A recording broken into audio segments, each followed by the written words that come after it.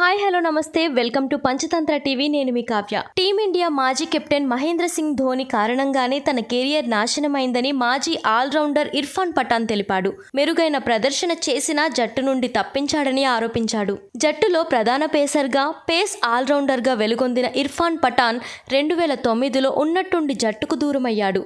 భారత్ తరపున చివరి మ్యాచ్ను ఇర్ఫాన్ పఠాన్ 2012 అక్టోబర్లో ఆడాడు. ఆ తర్వాత మళ్లీ జట్టులోకి రాలేకపోయినా అతను 2020లో రిటైర్మెంట్ ప్రకటించాడు. తాజాగా ఓ ఇంటర్వ్యూలో ఇర్ఫాన్ పఠాన్ తన కెరియర్ కు సంబంధించి సంచలన విషయాలను వెల్లడించారు. ధోని కారణంగానే భారత జట్టులో చోటు దక్కలేదని అప్పటి కోచ్ గ్యారీ కిర్స్టెన్ పరోక్షంగా చెప్పాడని తెలిపారు. కెప్టెన్ గా తుది జట్టును ఎంచుకునే హక్కు ధోనికి ఉందని, అతన్ని తాను తప్పుపట్టడం లేదని స్పష్టం చేశాడు. జట్టును గెలిపించిన తర్వాత కూడా శ్రీలంకతో జరిగిన సిరీస్ లో నా అన్న యూసఫ్ పఠాన్ తో కలిసి నేను అద్భుతమైన విజయాన్ని అందించా. కేవలం 27-28 బంతుల్లో 60 పరుగులు చేయాల్సిన క్లిష్ట పరిస్థితుల్లో జట్టును గెలిపించాం. మ్యాచ్ విన్నింగ్ ప్రదర్శన చేసిన తర్వాత కూడా నన్ను ఏడాది పట్టు పక్కన పెట్టారు. ఆ సిరీస్ అనంతరం న్యూజిలాండ్ పర్యటనలో నాకు ఒక్క అవకాశం కూడా ఇవ్వలేదు. ఈ విషయం గురించి నేను అప్పటి కోచ్ గ్యారీ కిర్స్టెన్ ను అడిగాను. నన్ను పక్కన పెట్టడానికి గల కారణం ఏంటని ప్రశ్నించాను. కిర్స్టెన్ నాకు 2 కారణాలు చెప్పారు. కొన్ని విషయాలు నా చేతుల్లో లేవని చెప్పిన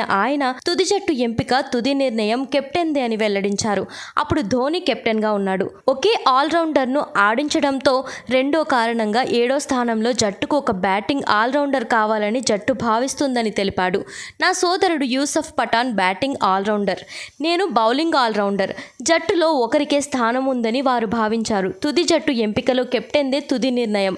ఇక ధోని తీసుకున్న నిర్ణయం సరైనదా కాదా నేను చెప్పాలనుకోవడం లేదు అని ఇర్ఫాన్ పఠాన్ చెప్పుకొచ్చాడు.